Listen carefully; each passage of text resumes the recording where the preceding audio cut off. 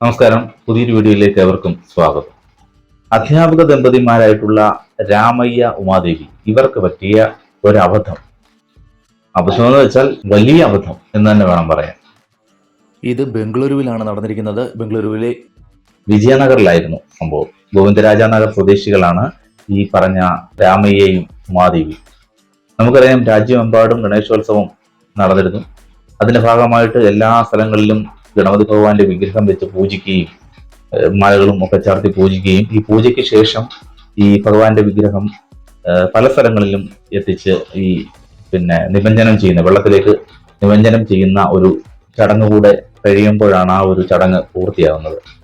അപ്പോൾ ഈ അധ്യാപക ദമ്പതിമാരും ഇതുപോലെ തന്നെ ഒരു ചടങ്ങ് നടത്തി ഗണപതി ഭഗവാനെ പൂജിച്ചതിന് ശേഷം നിമഞ്ജനം ചെയ്യുന്ന ഒരു ചടങ്ങ്. അപ്പോൾ 3 ദിവസമായിട്ടാണ് ഈ ഗണപതി ഭഗവാനെ വെച്ച് പൂജിക്കുന്നത്. അപ്പൊ പൂജിക്കുന്ന കൂട്ടത്തിൽ ഈ അധ്യാപക ദമ്പതിമാര് അവര് പൂമാലയും ഒക്കെ ഭഗവാനെ ചാർത്തി. അതിനോടൊപ്പം തന്നെ ഈ ഉമാദേവി എന്ന് പറയുന്ന ആ ഒരു സ്ത്രീയുടെ കഴുത്തിൽ ഒരു 8 പവന്റെ മാല കിടപ്പുണ്ടായിരുന്നു, സ്വർണമാല. ആ ഒരു സ്വർണമാല ഭഗവാനെ ചാർത്തിയായിരുന്നു ഈ 3 ദിവസവും പൂജ നടത്തിയത്.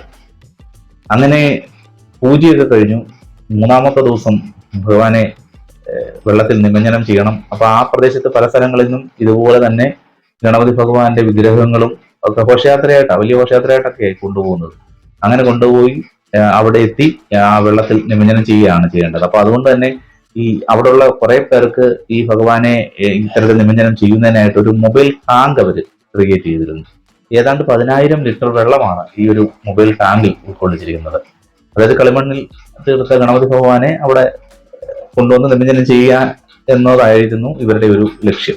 അത്തരത്തിൽ ഏതാണ്ട് 300ഓളം വിഗ്രഹങ്ങളാണ് ആ ഒരു മൊബൈൽ ടാങ്കിൽ നിമഞ്ജനം ചെയ്തത്. അതുപോലെ തന്നെ ഈ അധ്യാപക ദമ്പതിമാരും ഈ ഒരു വിഗ്രഹം ഘോഷയാത്രയായിട്ട് എത്തിച്ച് നിമഞ്ജനം ചെയ്യാനായിട്ട് പോയി. ഈ ഒരു സമയത്ത് ഭഗവാനെ അണിയിച്ചിരുന്ന മാല തിരിച്ചെടുക്കാൻ അവർ മറന്നുപോയി. അവര് ഈ ഭഗവാന്റെ നിമഞ്ജന ചടങ്ങൊക്കെ കഴിഞ്ഞ് തിരിച്ച് വീട്ടിലേക്ക് പോയി.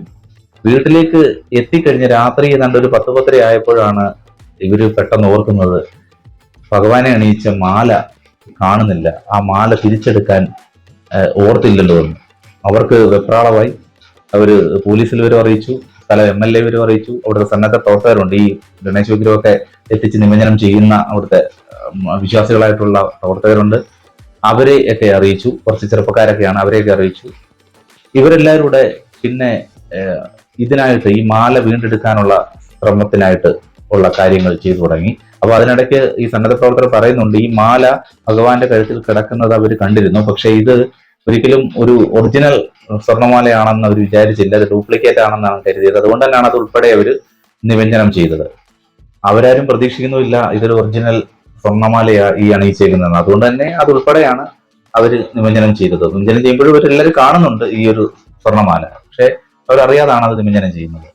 ഒടുവിൽ പോലീസും ഈ ചെറുപ്പക്കാരായിട്ടുള്ള ആൾക്കാരും ഒക്കെ നാട്ടുകാർ ഉണർന്ന് പ്രവർത്തിച്ചു. ഈ 10,000 ലിറ്റർ വെള്ളം വറ്റിച്ചു, പുറത്തേക്ക് ഒഴുകി കളഞ്ഞു. അതിനുശേഷം ഏതാണ്ട് 300ഓളം വിഗ്രഹത്തിന്റെ ചെളിയുണ്ട്, അതായത് കളിമണ്ണിൽ ചേർത്ത വിഗ്രഹങ്ങളാണ്. അപ്പൊ ഈ വിഗ്രഹം നിമഞ്ജനം ചെയ്യുമ്പോൾ സ്വാഭാവികമായിട്ട് അവിടെ ചെളി വരും.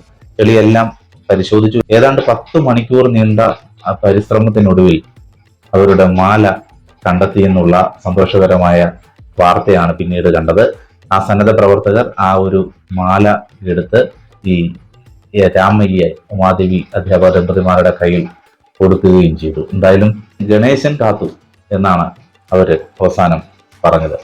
എന്തായാലും അവർക്കെല്ലാം, ഈ അധ്യാപക ദമ്പതിമാർക്കും ആ നാട്ടുകാർക്കും ഒക്കെ ആശ്വാസമായി. അവര് ആശങ്കയുടെ മുൾമുനയിൽ നിൽക്കുകയായിരുന്നു ഈ മണിക്കൂറുകൾ മുഴുവൻ. എന്തായാലും അവസാനം ശുഭകരമായി.